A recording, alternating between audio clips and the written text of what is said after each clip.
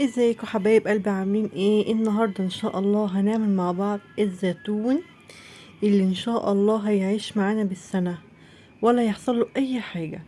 وهقول لكم ازاي تعملوا الزيتون ده من غير ما يكون فيه مرارة وتحسي كنت بتاكليه، لا في مرارة فيه غريبة. واوعي حد يضحك عليكي، اوعي حد يضحك عليكي كمان مرة ان يقولك الزيتون ما بيتعملش بالطريقة اللي انا هعملها دي.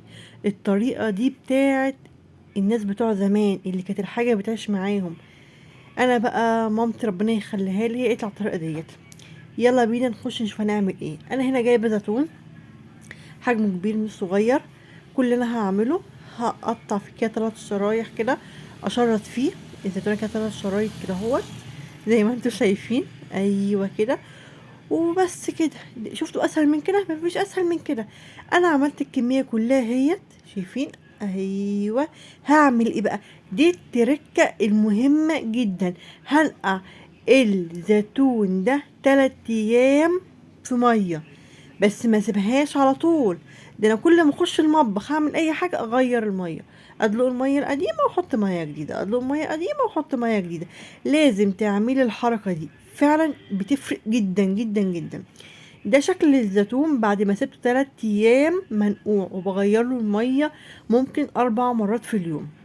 وعندي هنا فلفل شطيطة، وعندي هنا ليمون انا سلقاه، يعني مش اقول لكم ربع سلقه، حاجه كده اللي هو دقيقتين كده اهوت.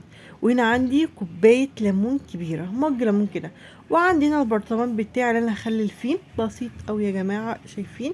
يلا بقى ما تنسوش تشجعوني باللايك واشتراك في القناه.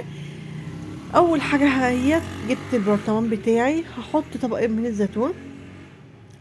هحط بعد كده عندي هنا اشيل الليمون، ما احطوش بميته، انا اشيل الليمون بس. طبعا عايزه تحطي زيتون بس تحطي ليمون بس، يعني ليمون مع زيتون، تحطي فلفل. انا حاطه 3 مع بعض وبيستوي بيبقى زي الفل. وانا على فكره عملت لكم قبل كده في القناه، بس قلت اعيده تاني معاكم. بجد يا جماعه والله الطريقه ديت مش هتندمي. انا حطيت طبقه زيتون، طبقه ليمون، طبقه فلفل. هعيد تاني، هحط طبقه زيتون اهي، بظبط كده بايدي. شايفين الزيتون ما شاء الله عليه، يعني جميل ما شاء الله. واحط طبقة من الليمون. وبعد كده هحط ايه تاني بقى؟ هحط فلفل. انا الفلفل ده جايباه حامي عشان انا عايزه الليمون، الزيتون والليمون مشطشطين شويه الصراحه يعني. فانا حاطه فلفل حامي. لو انت عايزه تحطي فلفل بارد اوكي مفيش مشكله خالص حطي، بس الافضل بتحطي الفلفل يكون حامي شويه. انا اخر حاجه هحطها هي طبقه من الزيتون. ما حاولش ادك البرطمان قوي يا جماعه، املاه قوي زي ما بيقولوا كده، عشان الزيتون ما يعجنش او يطيرش على بعض. لا سيبي له براح كده ان هو يعني يشرب من ميته من كل حاجه. انا جبت اهو البرطمان بتاعي. البرطمان الواحد بياخد مج من الليمون، يعني البرطمان الواحد ده انا عصره مج الليمون ده. ليمون صافي، ليمون صافي. بصوا يا جماعه، ليمون صافي حطيته كلها اهو شايفين. بس ايوه، انا لو في اي بذره كده بس هشيلها قدامكم زي ما انتم شايفين. حطيت اهوت، هنا كوبايه ليمون وهنا كوبايه ليمون. هنا بقى عندي ايه تاني بقى؟ ميه سلق الليمون. اوعي ترميها. ميه سلق الليمون ديت بتحافظ على الليمون وبتدي الزيتون مزازه، عارفين بقى كده الحاجه لا طعمه حلو فعلا، طعمه حلو والله. واحط هنا الملح، طبعا احنا بنملح بالملح اللي احنا عايزينه، بس ما تحطيش ملح قليل قوي وما تكترش الملح، يعني خليه ايه حلو فوق الوسط شويه. وبعد كده هعبي البرطمانات بتاعتي. هاجي اصب بقى ميه الليمون ديت، ميه سلق الليمون، ميه سلق الليمون كام مره.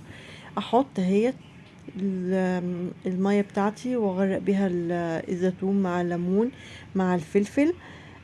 عايز تحطي حبه البركه حطي، عايز تحطي فلفل احمر متقطع صغير حطي، بس انا حبيت اكون بسيط، يعني اكون بسيطه كده مع كل النوبادي.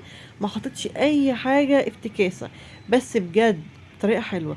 بعد ما خلصت الليمون الزيتون وحطيت فوقيه ميه سلق الليمون، هجيب بس الليمون اللي أنا كنت عصراه هقطعه كده تربع، شايفين مشرطاه كده اهو، واحطه فوق الزيتون بتاعي. ده بقى بيحافظ على الزيتون بتاعي فعلا بالسنة، ما شاء الله. حطيه لسنة معاك ما يحصلوش اي حاجة.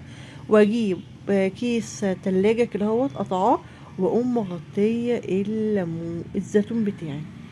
يا سلام، ولا اسهل من كده. شايفين السهولة والبسطة. وهعمل كمان في ديت، هجيب قشر